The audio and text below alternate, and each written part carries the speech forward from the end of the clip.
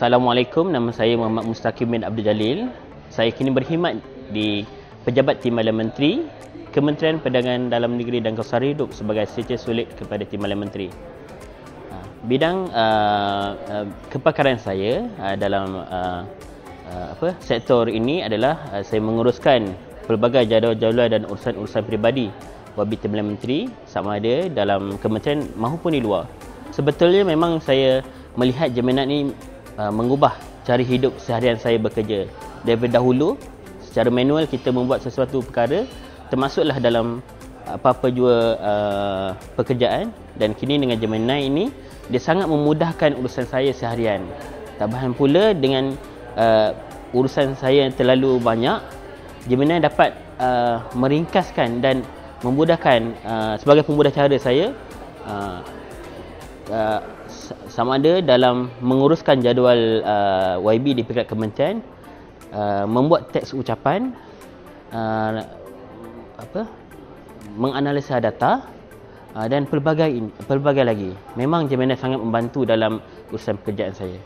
Saya sangat suka bila Gemini ini membantu saya dalam menganalisa data. Kerana dalam di peringkat KPDN kami banyak membuat analisis data aduan yang berkaitan dengan kawasan hidup, dan Gemini ini sangat membantu apabila YB memerlukan data, dan saya dapat menggunakan Gemini ini dengan lebih terperinci dan dapat memberikan hasil yang terbaik.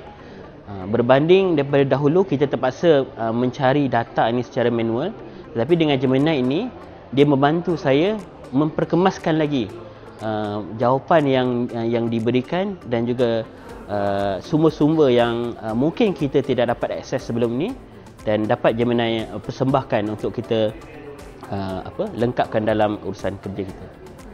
Saya sangat menyarankan orang ramai untuk menyertai Gemini Work bengkel ini kerana dia sangat memudahkan urusan seharian kita. Bengkel sebegini saya harapkan dapat diteruskan dan diperluaskan dalam semua sektor, sama ada sektor kerajaan maupun swasta, dan dia bermula juga di peringkat sekolah, kerana teknologi semakin hari semakin pelbagai fungsinya.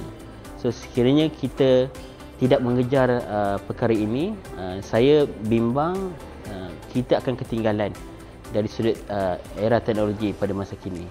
So saya menyarankan pihak kerajaan mengambil inisiatif ini dengan memperluaskan lagi akses ini, latihan ini, termasuklah di luar bandar dan juga di kampung-kampung yang ada.